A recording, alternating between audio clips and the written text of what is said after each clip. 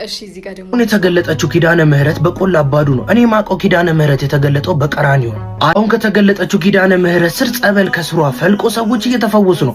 እኔ ከማቀው መስቀል ስር የወጣው ደግሞ ህይወት የዘላለም ህይወትን ለሰዎች ሁሉ አድሏል። ከሌላ የጠጣ ድጋሚ ይጠማ። ክብሯን ሲገልጽላት ምን አናደዳችሁ? እናቱ እኮ ናት። ይሄም ጠፋባችሁ እንዴ? ፓስተር ያማልዳል ጸልዩ ካላችሁ የማርያም መፈወስ ምኑ ከበዳችሁ?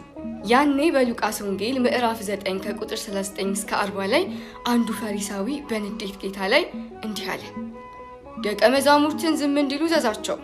ጌታችንም እላቸዋለሁ እነሱ ዝም ቢሉ ድንጋዮች ራሳቸው መጮህ ይጀምራሉ እንዳለው በጣም የሚገርመኝ የምወደው ቃል ነው። ምክንያቱም እውነትን እሱ ነው የሚገልጸው።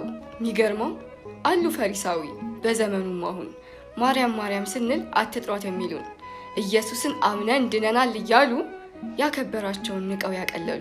እሺ ይሁን ብለን እኛም ማርያም ብለን ስሟን ባንጠራ ይኸው እንደ ቃሉ ዛፉም ግዑዝ ፍጥረት ታምርን አወራ። ጌታችን እንዳለው እንደተናገረው ከመረጣቸው ጋር ቃል ኪዳን ስላለው ክብራቸውን ገልጾ በዓለም አሳየው። ይገርማል።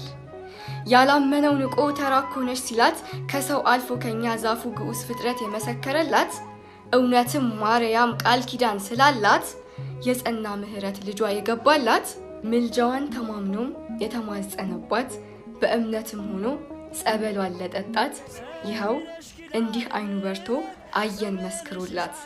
እንዲህ አይኑ በርቶ አየን መስክሮላት። አይ ኪዳነ ምህረት የከበረ ሆነሽ ንግግሬ ቀን ያነሳው ለክብርሽ ዘምሬ እንደ ዝግባ ከፍ ብዬ ብታይ ወጥቶልኝ ነው በሰማይ ሳይ ስለ ምልጃሽ ዘይቱ ፈሰሰ አንቺን ይዤ ሙሽራው ደረሰ ቀንዲሌ ነሽ ድንግል አዛኝቱ በልጅሽ ነው የነፍሴ ጽናቱ በልጅሽ ነው የነፍሴ ጽናቱ